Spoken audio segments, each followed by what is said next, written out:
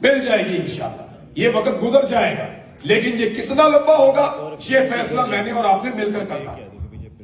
अगर तो हम इस लड़ाई को लंबा खींचना चाहते हैं तो फिर बारी बारी निकलो। मैं सहाफियों को 2022 से एक बात कह रहा हूं कि बारी बारी सबकी बारी, सबको मार पड़े, एक भी नहीं बचेगा। याद रखिएगा, ये पॉलिटिकल लीडरशिप भी नहीं समझ रही, ये वो लोग भी नहीं समझ रहे कि बारी बारी सबकी बारी, सबको मार पड़ेगी, ये किसी को नहीं छोड़ेंगे। इनके मफाद के सामने जब जब जो आएगा ये उसको कुचल देंगे। जब मुझे मार पड़ रही थी ना तो बहुत सारे हमारे दोस्त खुश हो रहे थे, यार चंगा हो गया, पकड़ा गया। कई लोग जो है वो इसलिए खुश थे कि अब ये पकड़ा गया जनाब, चलो हम अपनी दुकान चलाते हैं। कई लोग इसलिए खुश थे कि ये इसका बयानिया हमसे मैच नहीं करता, अच्छा हुआ पकड़ा गया।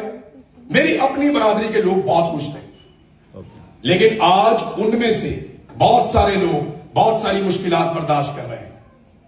याद रखिएगा, सच क्या चीज है। सच जो नहीं सुनता ना, वो पहले बड़े वाले सच के पीछे जाता है, फिर उससे छोटे वाले सच के पीछे आता है, और आखिर में वो सबसे छोटे सच को भी कुचल देता है। ये जो पांव आप उठा देंगे उस जगह पे वो अपना पांव रख देंगे और फिर आपको दोबारा वहां पे पांव नहीं रखने देंगे। लिहाजा आपको एक कदम पीछे नहीं हटना, हिम्मत के साथ खड़े रहना, इनका मुकाबला करना, इनको शिकस्त देनी। और ये नामुमकिन तो नहीं है, ये कोई आसमान से उतर के आए। मुझे आप ये बताएं, आपने वो लोग हाथ खड़े करे जिनके रिश्तेदार फौज में, करो हाथ खड़े। वो कितने सारे हैं भाई? अब हाथ नीचे करें, ये फख्र वाली बात है, बुरी बात नहीं है। वो हम में से, हम उनमें से नहीं। वो 5-7 लाख लोग हम में से हमारे अंदर से निकल कर गए। हम तय करेंगे उन्होंने क्या करना है। वो हमारी किस्मत का फैसला नहीं कर सकते। वजह यह है कि हम हैं मालिक, हमारे पास है ओनरशिप, हमारे पास है आइन की ताकत। उसको ये पेमाल कर रहे हैं। आइन का क्या हुलिया इन्होंने बिगाड़ दिया।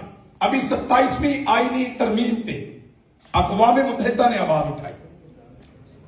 अक़वाम मुत्तहिदा ने कहा कि ये क्या कर दिया आपने, बेड़ेगर कर दिया पकड़ के आइन का आपने। पाकिस्तान में इस वक्त ये जो पिछले 4 साल में हुआ, इसके बाद हमने क्या खोया, चंद लाइनों में मैं आपको बता देता हूं।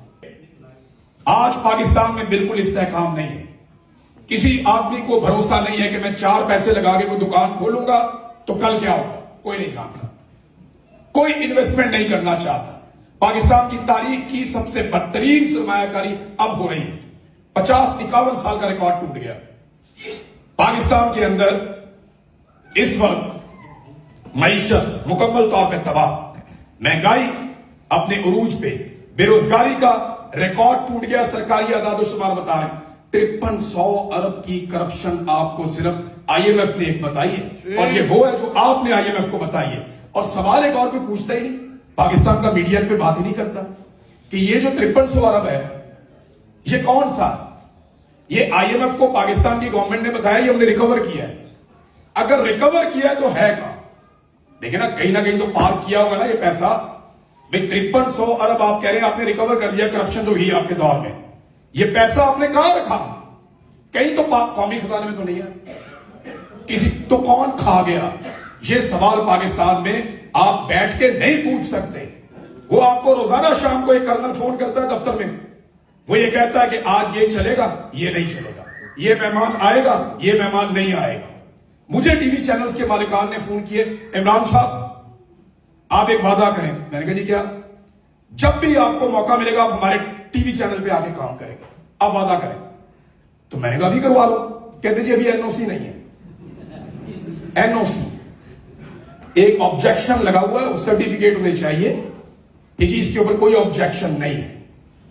अब पाकिस्तान की जर्नलिज्म को चलाएंगे जर्नैल, पाकिस्तान की मईशत को चलाएंगे जर्नैल, पाकिस्तान की इकोनॉमी को, हर चीज को, पाकिस्तान की दाखिला खारजा तमाम पॉलिसी अगर जर्नैल चलाएंगे तो बाकी पाकिस्तानी क्या करेंगे?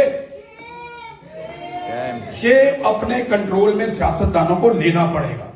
मैं बार बार एक बात करता हूं कि नवाज शरीफ, जरदारी, सारे सियासतदानों के साथ बैठ के भी अगर मिलिट्री एस्टेब्लिशमेंट को वापस बॉर्डर पे भेजा जा सकता तो ये घाटे का सौदा नहीं है। आप लोग मुझे बताएं कि अगर सारे चोर डाकू इकट्ठे होकर एस्टेब्लिशमेंट को उसके असल किरदार में वापस भेज दें तो क्या ये घाटे का सौदा है? एक दफा खत्म करें ये ड्रामा। मैं मौजूद था जमान पार्क में। काजम अली खान साहब को आप जानते हैं, सीनियर जर्नलिस्ट। वहां पे इमरान खान साहब को ना 3 बहुत सीनियर लोग मिलने आए, उनमें एक सुहेल बड़ाई साहब भी थे। इन्होंने आके इमरान खान साहब को कहा जी को बातचीत करना है। ये 2022 की बात बता रहा हूं। इमरान खान साहब ने डेलिबरेटली हमें बुला लिया था, हम भी जाके बैठ गए उस मीटिंग में। मैं था, काजम खान साहब थे, एक और जर्नलिस्ट थे, और वो 3-4 जर्नलिस्ट जरदारी को और नवाज शरीफ को मिलकर आए थे। उन्होंने आकर कहा कि जनाब कोई रास्ता निकाले, खान साहब आगे बढ़ते हैं। तो इमरान खान ने उस दिन 4 चीजों के ऊपर हामी भरी थी कि मैं किसी के साथ भी बैठ जाऊंगा, नवाज शरीफ, जरदारी, किसी को भी बोले मैं बैठ जाऊंगा। नंबर 1, इमरान खान ने कहा कि फौज को सियासी किरदार खत्म करने के लिए अभी बैठ जाते हैं, मैं उसके लिए राजी हूं। नंबर 2, पाकिस्तान में मईशत का एक ऐसा मिसाक आप कर लें कि उसके बाद कोई भी उस पर सियासत ना करे, मैं उसके लिए भी राजी हूं। नंबर 3, इमरान खान ने कहा था कि इलेक्शन का एक ऐसा सिस्टम बना लें, एक ऐसा सिस्टम बना लें इलेक्शन का कि जिसके तहत आइंदा कभी भी कोई एतराज ना करे कि यह इलेक्शन जाली हुआ। नंबर 4, यही पंगा पड़ गया। इमरान खान ने कहा जी एहतसाब का भी एक निजाम बना लें ताकि आइंदा कोई चोरी ना करे, आइंदा कोई चोरी ना करे। ये वाली जब बात इमरान खान साहब ने की तो काजम खान साहब बैठे थे, उन्होंने मेरे कान में कहा, कहते बस खत्म हो गई गल। अब करप्शन का मामला मेरे ख्याल में ये उससे बड़ा मामला हो चुका है कि पाकिस्तान पे बार बार मिलिट्री का कंट्रोल।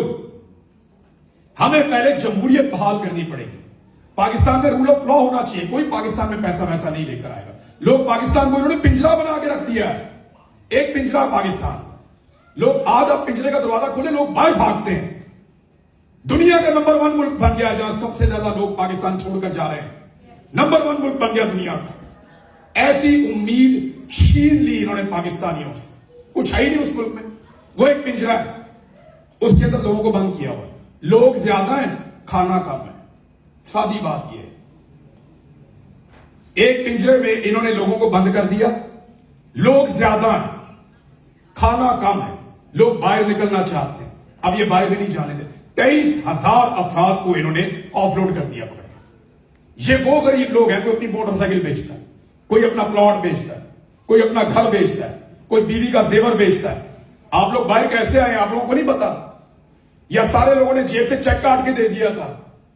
इसी तरह जैसे आप आए वैसे वो लोग भी बाहर निकलना चाहते हैं, वो रोटी कमाना चाहते हैं, उनके लोग भूखे हैं, वो चाहते हैं वो रोटी खिलाएं अपने लोगों को, वो बाहर जाके कोई मेहनत करेगा, मजदूरी करेगा, उनको भी रोक रहे हैं। एक पिंजरे की तरह, एक पागल खाने में कन्वर्ट कर दिया इन्होंने मुल्क को।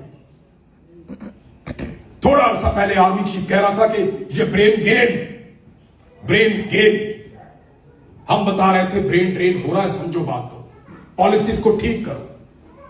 और आज वही ब्रेन ड्रेन रोकने के लिए ये डंडे का और ताकत का इस्तेमाल कर रहे हैं, वही ऑफलोड कर रहे हैं, कंटिन्यूसली कर रहे हैं।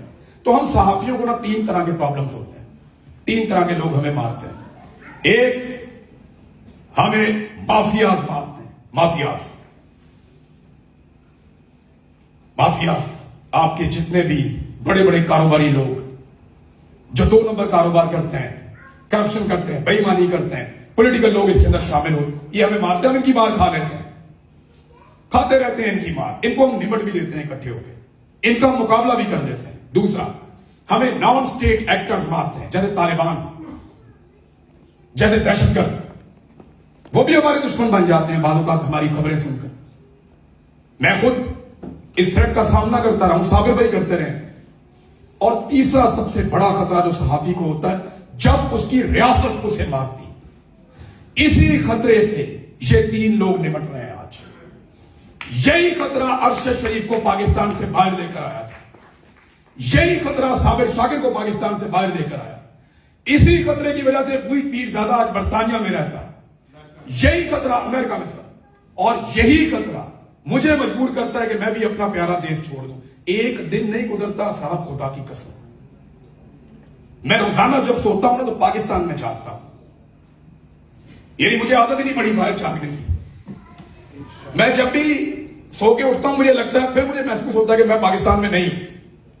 मुझे महसूस होता, मुझे लगता है मुझे वहां अपने मुल्क में होना चाहिए था। बार बार लगता है, हर रोज लगता है मुझे। मेरे लोग याद आते हैं, मेरा इलाका, मेरा शहर, मेरी सड़कें, मेरे बाग, मेरे पहाड़, मेरे दरियाए, मुझे उनकी याद आती है, मुझे इश्क है उसके साथ।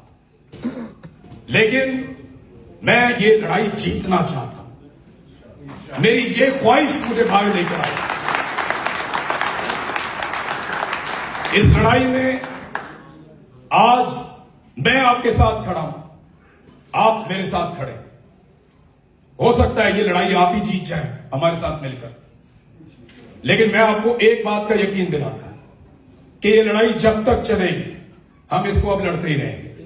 जब तक पाकिस्तान में रूल ऑफ लॉ नहीं आएगा, जब तक पाकिस्तान में मैंडेट का एहतराम नहीं होगा, जब तक पाकिस्तान में आजादी इज़हार राय नहीं होगा, जब तक पाकिस्तान में अदलिया आजाद नहीं होगी, तब तक हम इस लड़ाई को लड़ेंगे। और हम ये चाहते हैं कि हर पाकिस्तानी इस लड़ाई को अपनी लड़ाई समझ के लड़े।